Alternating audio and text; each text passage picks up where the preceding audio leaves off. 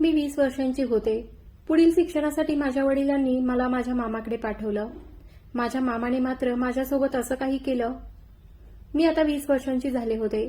माझं ग्रॅज्युएशन झालं होतं आणि पुढील शिक्षणासाठी मला माझ्या पप्पांनी मामाकडे पाठवायचं ठरवलं होतं. मीही खूप खुश होते की मला आता मोठ्या शहरामध्ये जायला मिळणार. माझे मामा दिल्लीमध्ये राहायचे. मोठ्या शहरामध्ये राहायचं हे माझं खूप मोठं स्वप्न होतं. माझे मामा स्वतः मला घेण्यासाठी आले होते. ते मला घेऊन दिल्लीला आले. तिथे तर मोठमोठ्या बिल्डिंग बघून माझे डोळे चक्रावले होते. मी माझ्या मामाला म्हणाले की मामा, या तर किती मोठ्या बिल्डिंग आहेत. तेव्हा माझे मामा म्हणाले, आता तर सुरुवात आहे, अजून पुढे तुला खरी दिल्ली समजेल काय आहे ते. आणि जेव्हा तू इथे राहशील तेव्हा तू खूप खुश राहशील. मी आधीच खूप आनंदी होते, पण मामांच्या या सर्व गोष्टी ऐकून मात्र आता माझ्या आनंदाला ठाव ठिकाणच राहिला नव्हता. पण मला काहीच कल्पना नव्हती की हा आनंद थोड्या वेळाकरताच असेल. मला काही माहित होतं की माझे सगळे स्वप्न, माझा सगळा आनंद हा पाण्यामध्ये जाणार आहे. जेव्हा मी माझ्या मामाच्या घरी पोहोचले तेव्हा मामी आणि मामींचा मुलगा होता. मी मामींना नमस्कार केला. मामी थोड्याशा नाराज वाटत होत्या. मी त्यांना नमस्कार करतच होते तोपर्यंत त्यांनी मला थांबवलं आणि मामांना म्हणाल्या की घेऊन जा तुमच्या भाचीला आणि तिला तिची रूम दाखवा. मामांनी मला प्रेमाने जवळ घेतलं आणि म्हणाले की प्रीती बाळा, तू काही काळजी करू नको. तुझ्या मामीचा स्वभावच असा आहे. ती काही बोलली तर तू जास्त मनावर घेऊ नको. मी म्हणाले, हो मामा, मी सगळं काही ठीक करेल. खूप दिवस झाले होते पण मी अजूनही कॉलेजला जात नव्हते. मी मामांना विचारलंही की मामा, माझं कॉलेज कधी चालू होईल.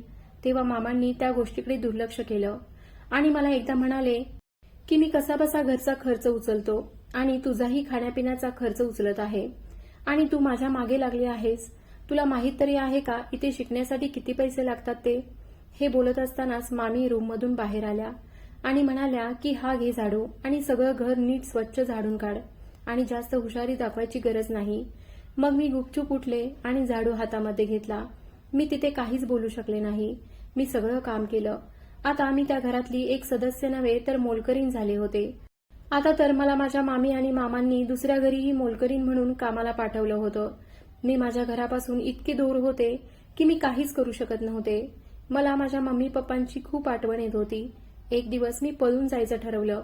पळून जाताना मला माझ्या मामाच्या मुलाने बघितलं आणि त्याने येऊन घरी माझ्या मामा मामींना सांगितलं. हे ऐकल्यानंतर मला माझ्या मामीने खूप मारहाण केली. तिने मला एवढं मारलं होतं की मी बेशुद्ध होऊन पडले होते. त्यानंतर माझ्या मामीने माझं बाहेर जाणंही बंद केलं होतं. तिने मला एका खोलीमध्ये बंद कोंडून ठेवलं होतं. ती आता तर मला नीट जेवणही देत नसायची. 2-3 दिवसातून राहिलेलं शिळं अन्न मला खायला द्यायची. मी कसंबसं करून ते खायचे, कारण भुकेमुळे मला काय समोर येईल ते खावं लागायचं. एक दिवस अचानक माझे मम्मी पप्पा मामाच्या घरी आले. माझ्या मामीने जसं त्यांना येताना बघितलं तसं माझी मामी माझ्या जवळ आली आणि म्हणाली की यातली एकही गोष्ट तू तुझ्या मम्मी पप्पांना सांगितलीस तर तुझी अवस्था काय होईल याची तुला चांगलीच कल्पना आहे. त्यामुळे तुझं तोंड गप्प ठेव. ती मला म्हणाली की गपचूप चांगले कपडे घाल आणि खाली ये. मी चांगले कपडे घालून माझ्या मम्मी पप्पांसमोर गेले. त्यांना बघून माझे अश्रू अनावर झाले होते. मी जोरजोरात रडू लागले. तेव्हा मामी म्हणू लागली की तुम्हाला बघून ती खूप भावूक झाली आहे आणि बाहेरच्यांनी कोणी कितीही प्रेम दिलं तरी आईबाप ते आईबापच असतात ना, त्यामुळे ती रडत असावी. मामी म्हणाली, बसा, मी तुमच्यासाठी चहा नाश्ता बनवते. ती असं बोलून आतमध्ये निघून गेली. तेव्हा मी मम्मीला म्हणाले की मम्मी, मला तुमची खूप आठवण येत होती. बरं झालं तुम्ही इथे आलात. मम्मी पप्पा माझ्याकडे बघून बोलतच होते तोपर्यंत माझ्या पप्पांची नजर माझ्या हाताकडे गेली. माझ्या हाताला भाजलं होतं. तेव्हा पप्पांनी मला विचारलं की बाळा, हे तुझ्या हाताला काय झालं आहे.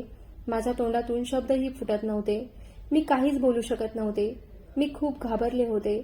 तेव्हा मम्मीने मला मिठी मारली आणि विचारलं की बाळा, नक्की काय झालं आहे हे आम्हाला समजू दे. तेव्हा अचानक मामी तिथे आली. पप्पा तिच्यावर ओरडले आणि म्हणाले की असं काय केलं आहेस तू माझ्या मुलीसोबत, ज्याने माझी मुलगी आज बोलायलाही तयार नाही. ती घाबरल्यासारखी का वाटत आहे. तेव्हा माझी मामी रागातच मम्मी पप्पांना म्हणाली की भिकाऱ्यांनो, तुम्हाला जर तुमची मुलं सांभाळता येत नाहीत, शिकवता येत नाहीत तर तुम्ही त्यांना जन्म का देता. तेव्हा माझी मम्मी मामीला म्हणाली की भलेही आम्ही गरीब असू पण आम्ही कधीच आमच्या घरी आलेल्या पाहुण्याला उपाशी ठेवत नाही. आम्ही आमच्या तोंडचा घास काढून आलेल्या पाहुण्यांचं पोट भरतो. मी माझ्या भावाच्या भरोशावर माझ्या मुलीला इथे शिक्षणासाठी पाठवलं होतं. आम्हाला काय माहीत की शहरामध्ये रक्ताच्या नात्याला देखील पैशापुढे काहीच किंमत नसते. असं बोलून मला मम्मी पप्पा म्हणाले की तुझं सामान पॅक कर, आपण लगेच गावी जाणार आहोत. आणि मला ते घेऊन गावाकडे आले. आता माझं शिक्षण परत चालू केलं होतं. आता मला कळून चुकलं होतं की आपली स्वप्न निस्वार्थीपणे फक्त आपले आई वडीलच पूर्ण करू शकतात.